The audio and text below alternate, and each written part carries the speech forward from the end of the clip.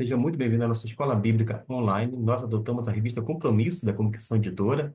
Estamos na lição de número 12, falando sobre o tema Quando a Alegria Volta com Tudo. Esta lição é a última em relação ao Neemias, porém, vamos encerrar o trimestre falando sobre Esther, já que no trimestre, acerca da restauração, compreendeu os livros de Esdras, Neemias e, por fim, Esther.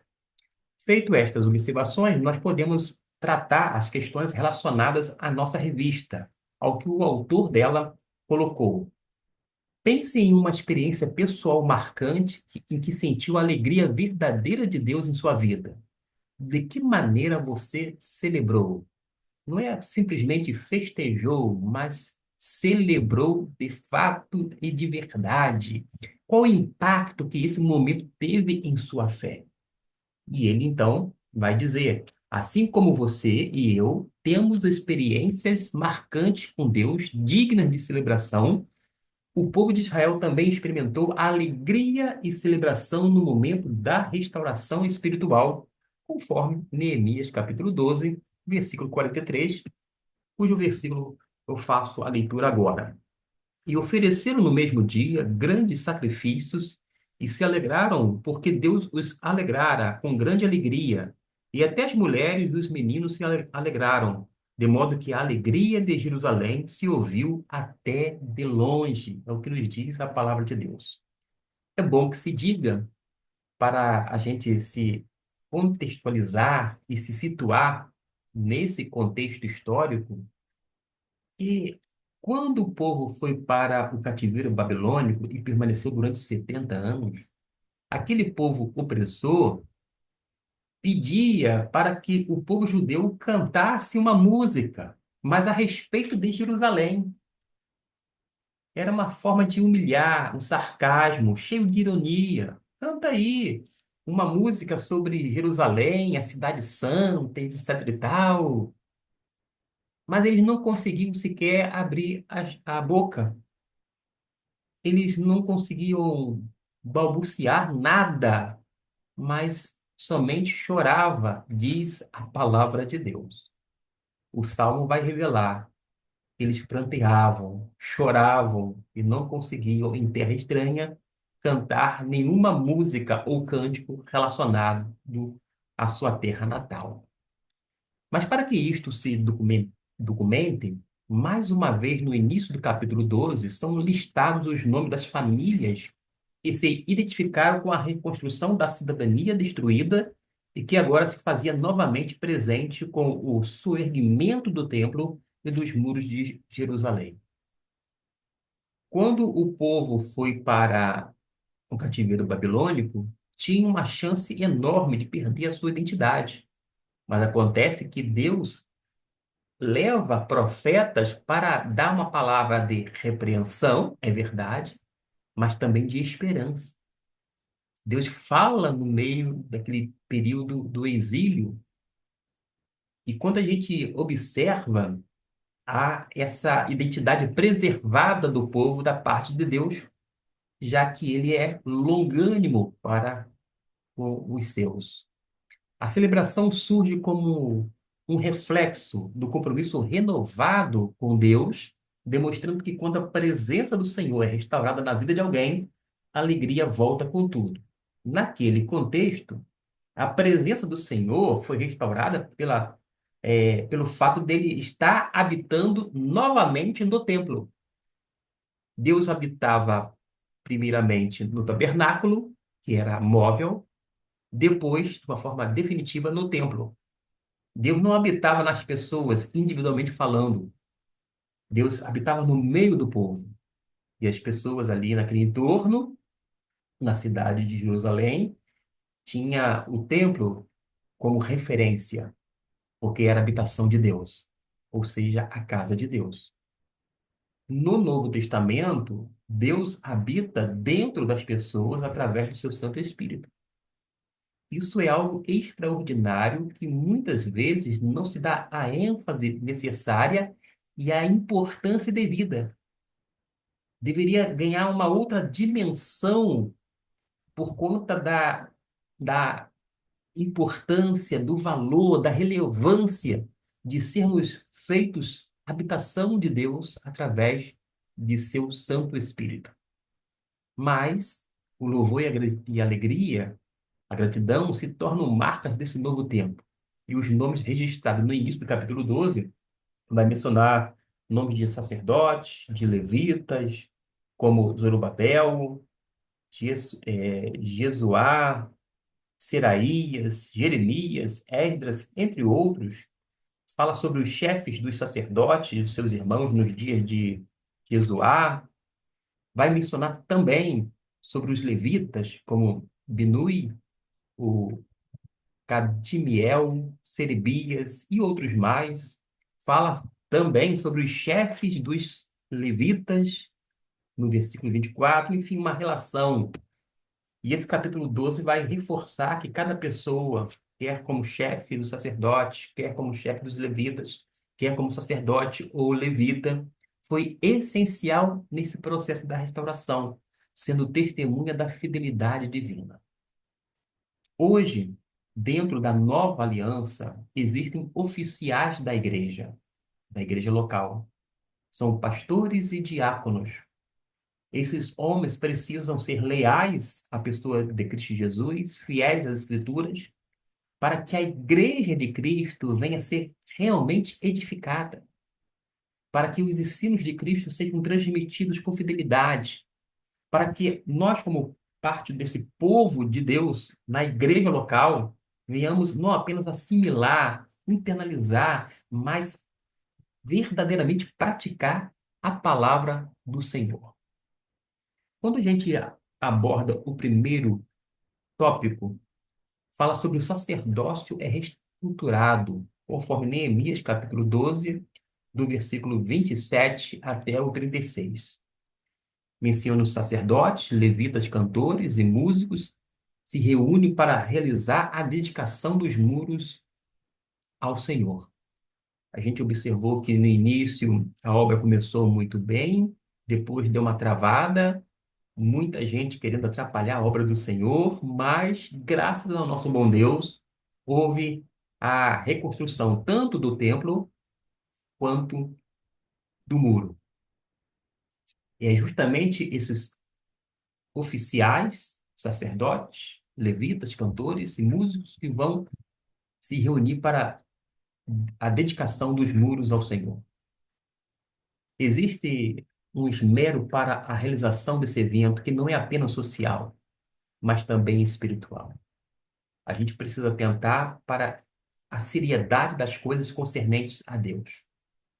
Quando nós dedicamos algo ao Senhor para a sua honra e glória, bem como a edificação da igreja, a gente precisa fazer com que as coisas sigam conforme foi o objetivo inicial, para que cumpra o seu propósito, a sua finalidade.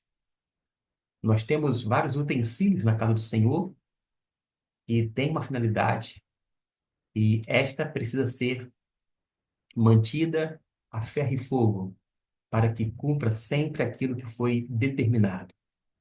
Um exemplo, o púlpito é para que dali saia a bendita palavra da parte de Deus. Nós temos o batistério, que precisa ser cuidado, mas a importância dele se dá por causa das pessoas que descem as águas batismais e começam a fazer parte da igreja local. A mesa do Senhor, ela precisa ser cuidada, feita a manutenção, com esmero, porque é algo que aponta para Cristo Jesus. Fazei isto em memória de mim, encontra-se ainda em algumas mesas, quer de madeira ou não, mas que tem essa expressão. É símbolo de um testemunho, porque aponta para a pessoa bendita de Cristo Jesus. Todas as demais coisas que nós temos no templo, a gente precisa entender que foram dedicadas, desde os instrumentos musicais. Os instrumentos musicais não são para serem levados para os lares dos crentes ou dos membros, a fim de cantarem músicas seculares quando não mundanas, mas tão somente aquele instrumento foi dedicado para enaltecer, glorificar a pessoa bendita de Cristo Jesus. E por falar em dedicação, a dedicação deveria ser feita não de qualquer maneira, mas com alegria, feita com alegria. O autor vai dizer que a alegria é filha da legítima satisfação e contentamento. Muitos não percebem essa oportunidade de expressar o contentamento e satisfação por estar na presença do Senhor. E hoje a satisfação nossa deve ser o fato de dele habitar em nós. Não obstante a nossa pecaminosidade, Deus habita em nós através do seu Santo Espírito. Não obstante a nossa finitude, ele nos conduz à Bíblia Sagrada, a sua palavra, a fim de nós recebermos o alimento dos altos céus. Não obstante as nossas falhas e imperfeições, ele continua a nos falar pela sua palavra, nos orientar, nos conduzir e fazer com que os nossos pés sejam firmados neste caminho que é correto, que é verdadeiro e que é essencial para todo aquele que se torna um seguidor de Cristo Jesus. Mas fazer com alegria. Nós temos uma expressão bíblica de que, tendo o que comer, beber e vestir, que haja em nós contentamento. Não é lugar para murmuração, não é lugar para reclamação, mas é para satisfação e, como eu disse agora há pouco, contentamento. A dedicação deveria ter louvor, canto e músicas. Aliás, a nossa ordem de culto, ou a chamada liturgia, deve ser sempre alinhada com a palavra de Deus, com a vontade de Deus, com aquilo que está preceituado em sua palavra. O culto não foi feito para agradar os homens, mas sim para ser agradável ao Senhor. E o Senhor recebe ou não os nossos cultos de acordo com a vontade dele, o querer dele, porque ele examina os nossos corações, ele sonda as nossas mentes, ele sabe perfeitamente se nós estamos lá tão somente batendo ponto no dia de domingo ou no dia da semana, ou se nós estamos verdadeiramente como verdadeiros adoradores que o adoram em espírito e em verdade. E nós percebemos aqui uma diferenciação entre os termos. Isto porque o louvor vai além de músicas e canções e pode ser por expressões e frases. Você pode louvar a Deus de outras maneiras e não apenas por meio do cântico ou da música. Mas o canto era entoado por cantores habilidosos e os músicos, com seus instrumentos da época, louvavam ao Senhor. Aliás, eu me recuso a cantar uma música, um cântico, ou até mesmo que seja um hino, desde que não esteja alinhado com a palavra de Deus.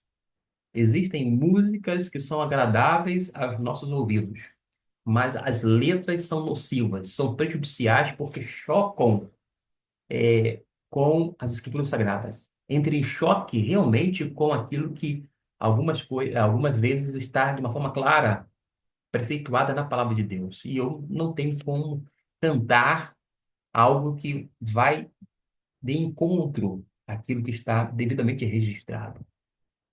Além do que, a gente precisa considerar não apenas as melodias, mas, sobretudo, os ritmos, inclusive as letras. Alguém vai dizer, mas ritmo não tem nada a ver. Não tem nada a ver, de repente, para você que tem esse discurso. Nada tem a ver. Mas um ritmo não deve ser com aquele objetivo de fazer com que haja uma movimentação dos nossos esqueletos para que haja dentro do âmbito de culto uma movimentação exagerada, um emocionalismo exacerbado, quando não danças e muitas outras coisas dentro do culto, mas que ao invés de glorificar a Deus, acaba despertando inclusive a sensualidade.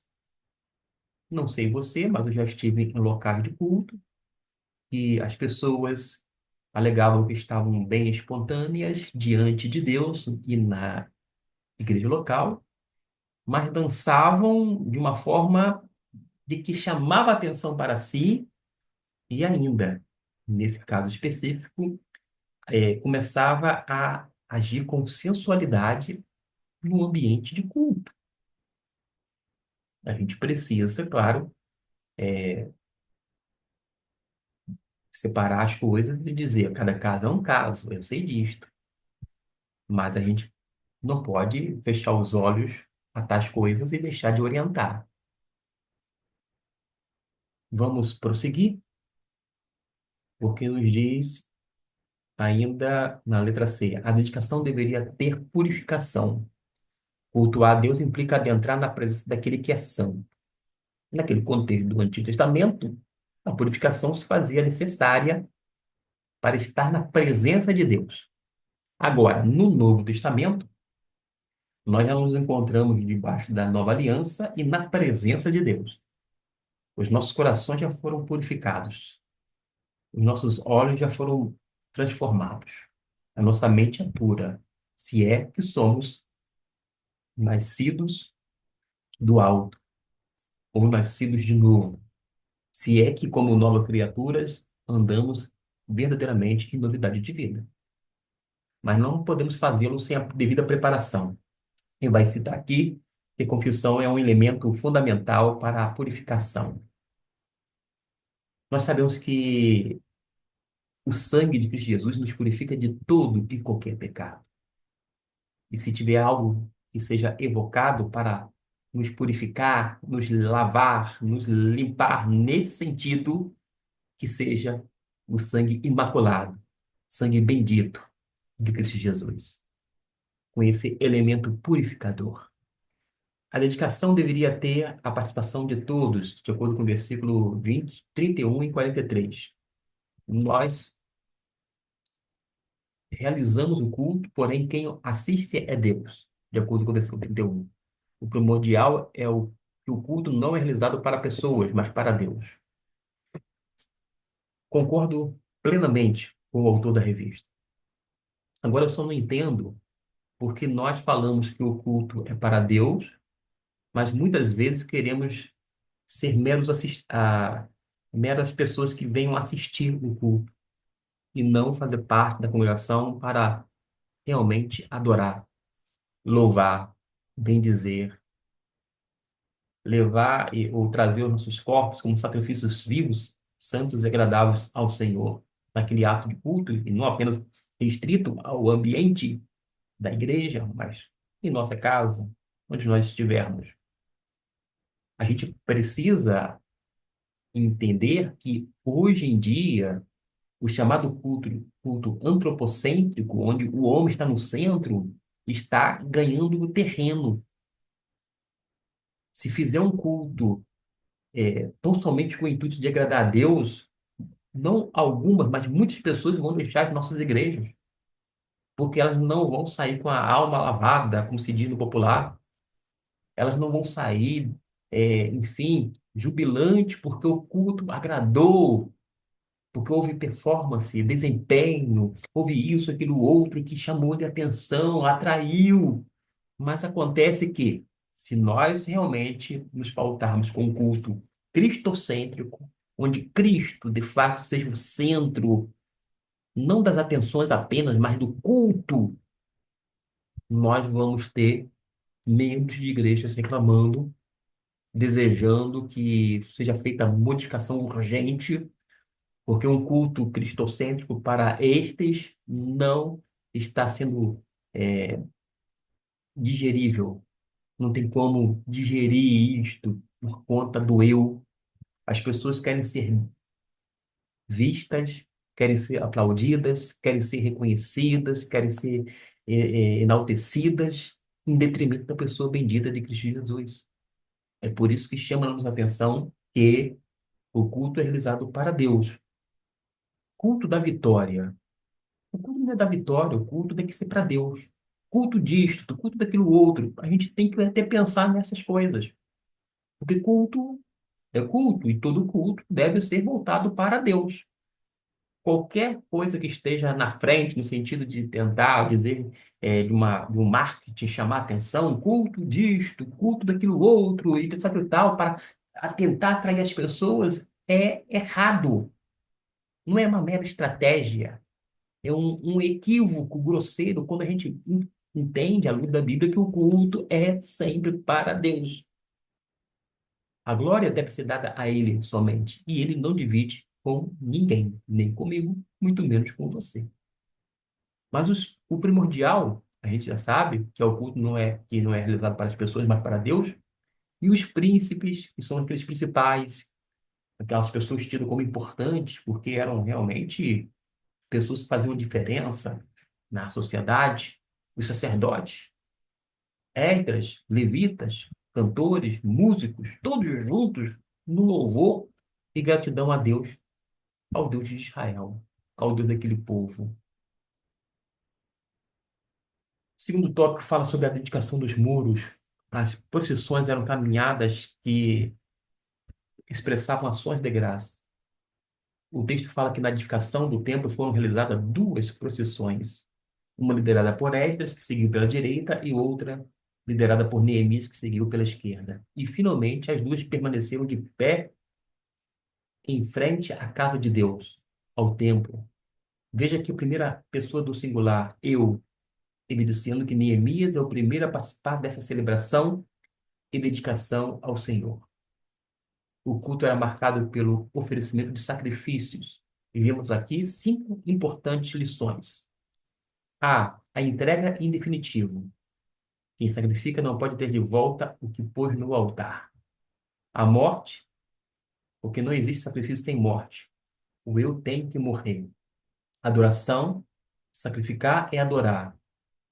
E a implicação da adoração é o serviço cristão, é o serviço a Deus. No Antigo Testamento, culto e sacrifício eram faces da mesma moeda. Culto, sacrifício e, por extensão, serviço. A fonte da alegria é o Senhor Deus. No contexto do Novo Testamento, não há mais altar dentro daquela forma do Antigo Testamento, porque não há mais necessidade de fazer ou de levar animais para serem sacrificados, para expiação dos nossos pecados. Porque Cristo morreu na cruz do Calvário e ele fez de uma forma única, perfeita e eficaz. Desta forma, Jesus Cristo nos salva completamente e perfeitamente. Não há mais necessidade de sacrifício, quer de animais, nem de nenhum tipo de sacrifício. Ele já morreu uma única vez. Lembro-me, diz o autor, de uma das frases do hino do cantor cristão 411. Que alegria neste dia tem os crentes em Jesus. A nossa alegria não procede das circunstâncias, mas tão somente do Senhor. Nós somos gratos a Deus, nós temos essa alegria no Senhor, que vem do Senhor. É uma alegria contagiante, uma alegria que a gente compartilha, que a gente não retém para si, porque é percebida por outras pessoas, mesmo as pessoas que estão mais distantes. E muitas vezes, diz o autor, somos extremamente contidos em nossas celebrações ao Senhor e espontâneos quando o nosso time de futebol é campeão. Aqui fala sobre uma situação que já bati nessa tecla algumas vezes aqui. A pessoa vai para o púlpito, quando não para a escola bíblica dominical, parece que é algo penoso, algo muito pesado de se carregar, não há brilho nos olhos, não há motivação, nada. Nem que a pessoa queira incentivá-lo, ele não reage. É algo monótono, pesado, isso mesmo, algo pesaroso para ele. Mas quando ele fala de futebol, quando ele fala de política, olha, é uma outra situação. Os olhos dele brilham, ele faz de tudo, ele comenta com empolgação, com alegria, enfim, com fervor, etc e tal. A gente tem visto isso. Hoje, vez ou outra, a gente se depara com fotos nas redes sociais de pessoas que às vezes são até líderes religiosos e no dia do Senhor, isso mesmo, no domingo, ele faz questão de ir a um estádio de futebol em detrimento de escolher estar na casa de Deus e ele ainda posta aquela foto para lacrar, para ter lá as, as interações nas redes sociais, etc. e tal. Que coisa triste, que coisa deprimente. Deixar de estar na casa do Senhor para estar no estádio de futebol naquele mesmo dia. Alguém vai dizer assim: você nunca esteve no estádio de futebol? Sim, já estive. No meio de semana, por exemplo. Não mais na fase adulta, tampouco na minha juventude. Eu ia no campo de futebol, assistir meu time, quando era adolescente. Meio de semana, quando não era crente, dia de domingo eu estava no campo de futebol, lá no estádio. Mas depois que me tornei crente, o dia deixou de ser meu, passou a ser do Senhor. Naturalmente que, até mesmo por uma questão de plantão, trabalhando, era literalmente obrigado a trabalhar no domingo, mas para servir as pessoas, não para ficar em casa, não para ir no campo de futebol, não para ir numa passeata de cunho político no dia do Senhor.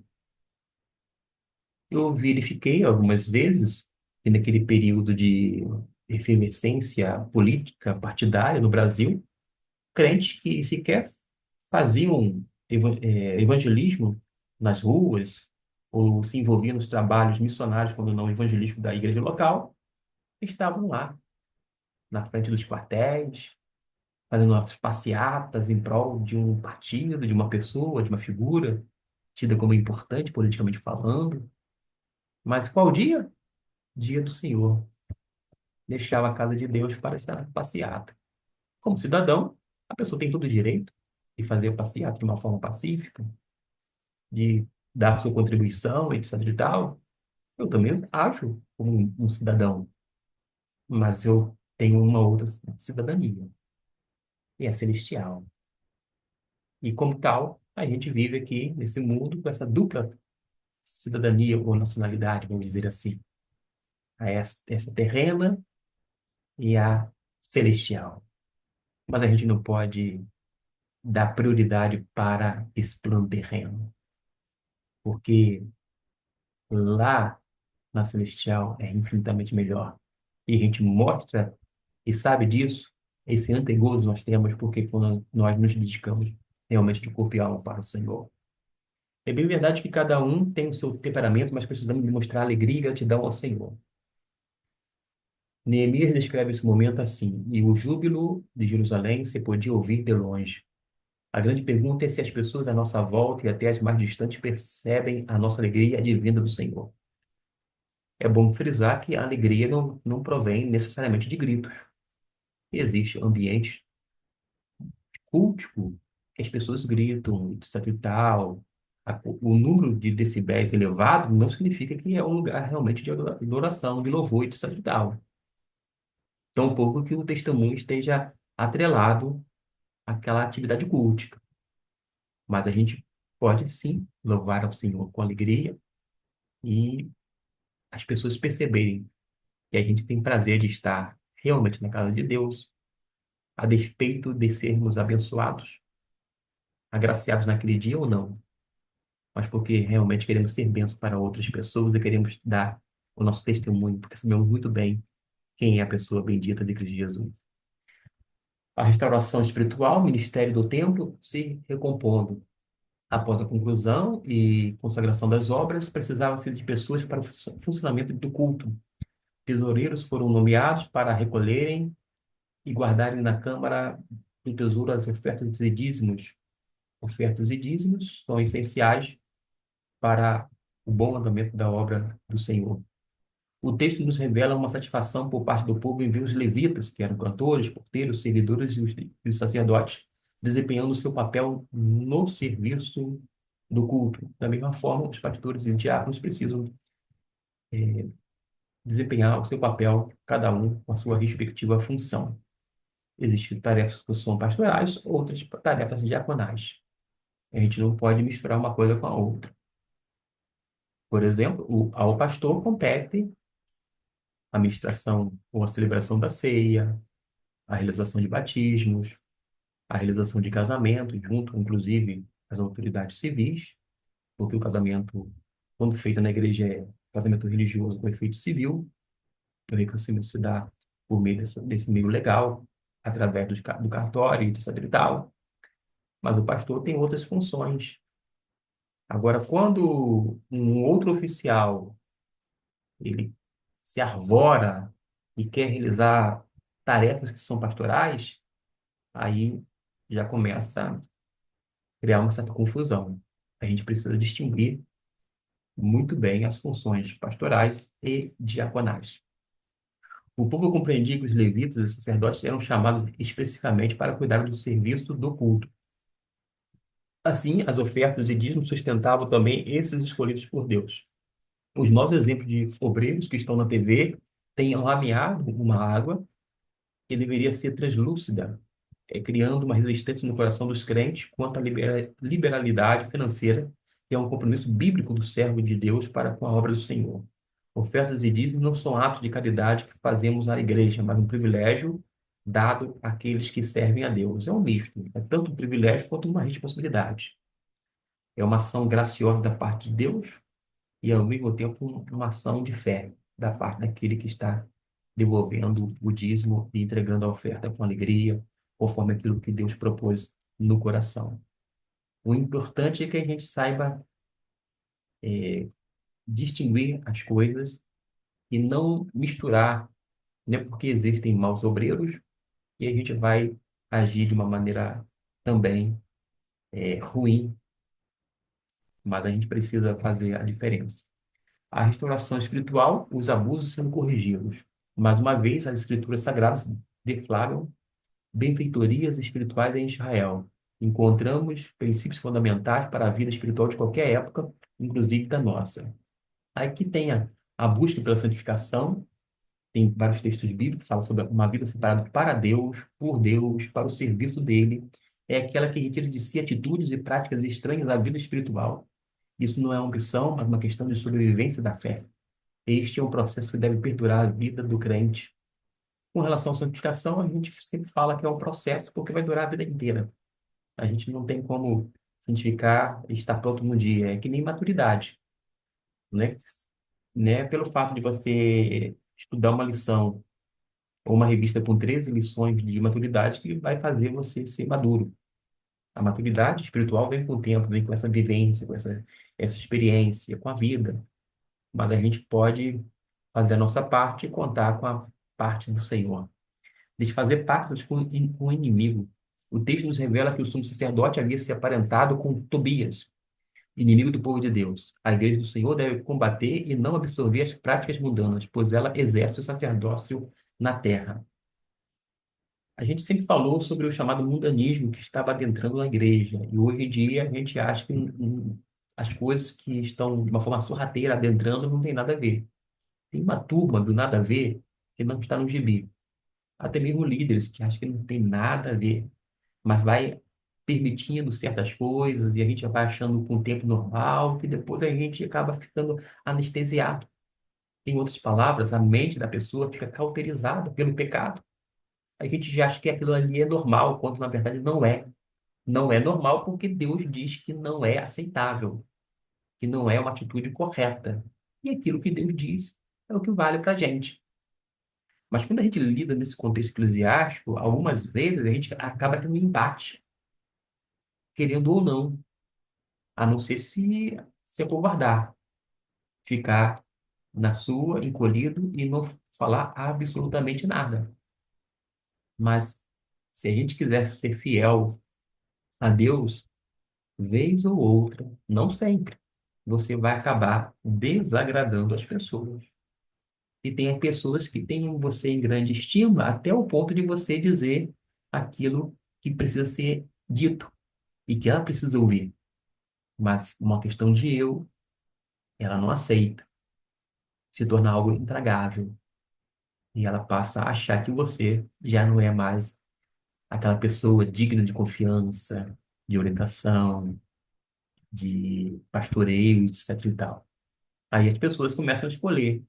Fulano de tal é muito legal, porque às vezes há aquela permissividade, tipo, não tem nada a ver, não. Daí é uma questão tão simples, não é nada espiritual, não é nada moral, é coisa nossa, do nosso tempo. Os tempos são diferentes. Sim, os tempos são outros, são diferentes. Mas a Bíblia é a mesma, permanece inalterada. E Deus permanece o mesmo. livrar-se do que é do inimigo. Neemias descobre que móveis de Tobias foram guardados na câmara dos elementos sagrados. Sem pestanejar, os retirou. Práticas e atitudes que não devem ser guardadas em lugar sagrado devem ser retiradas em definitivo.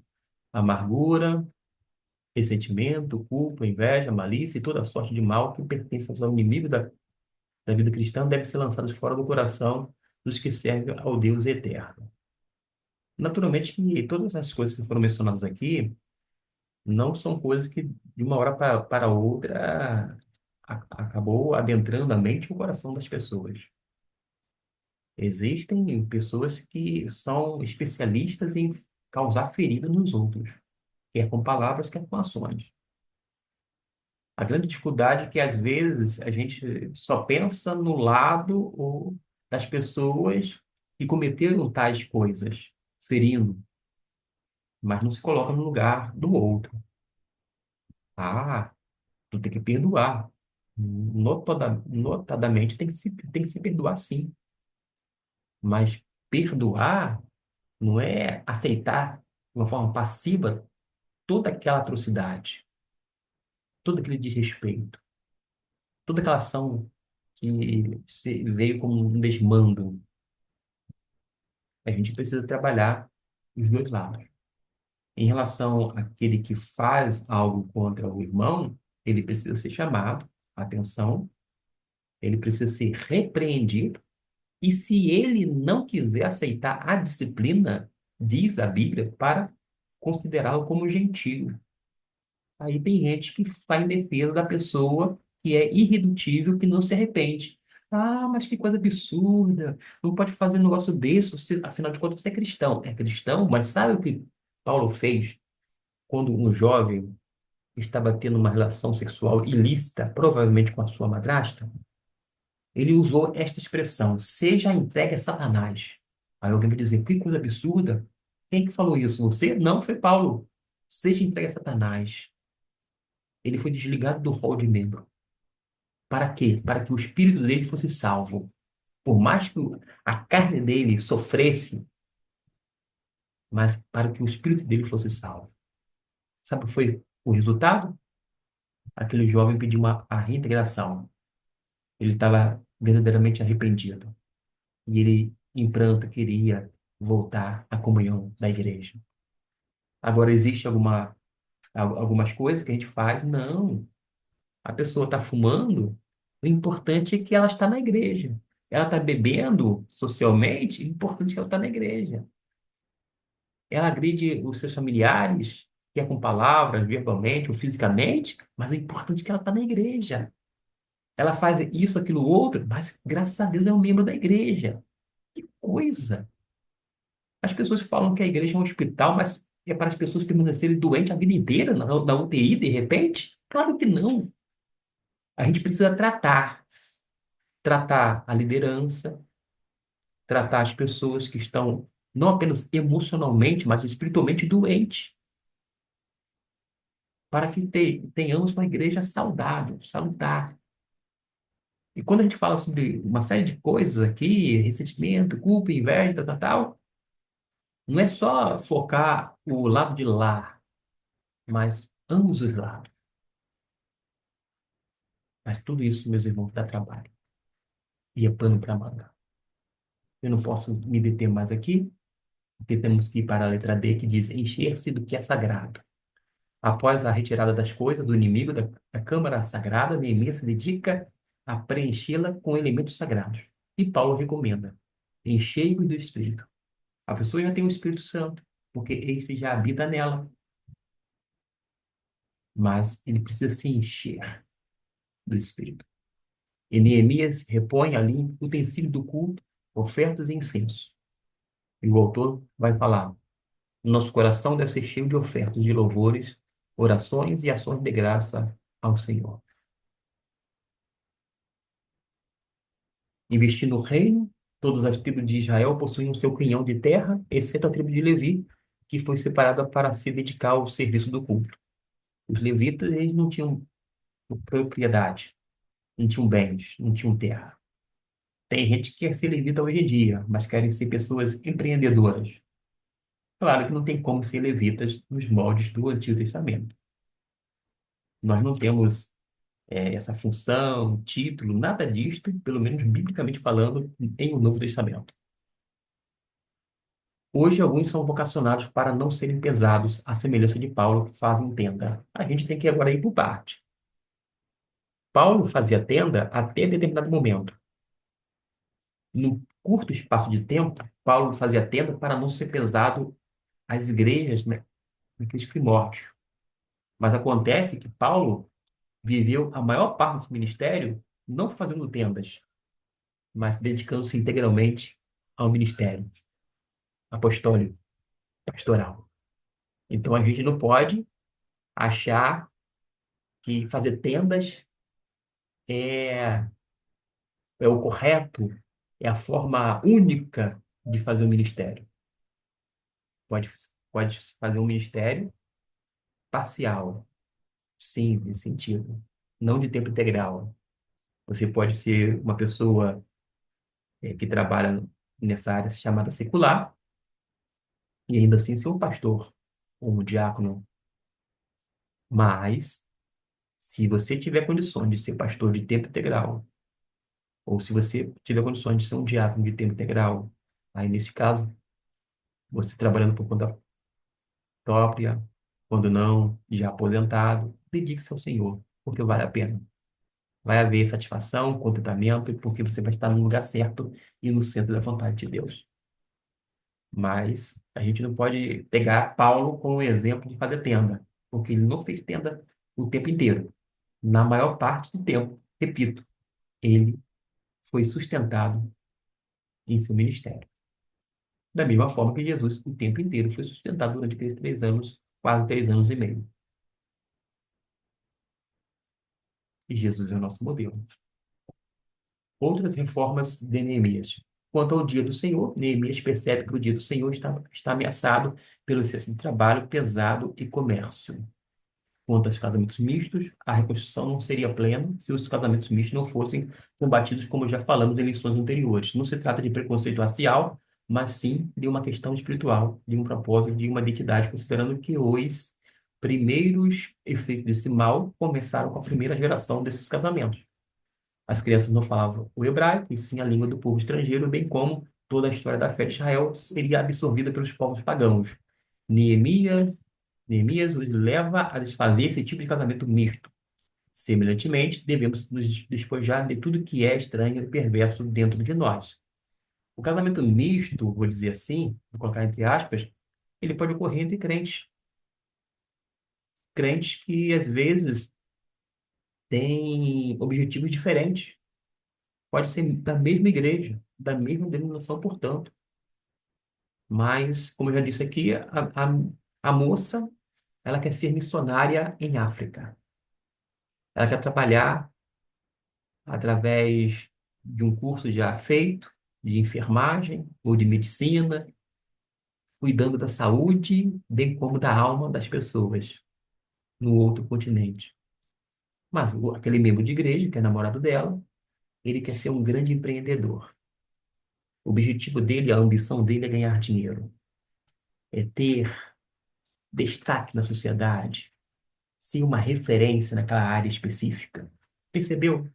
Dois crentes, membros da mesma igreja, mas que têm, vou dizer assim, coisas incompatíveis. É uma espécie de namoro misto.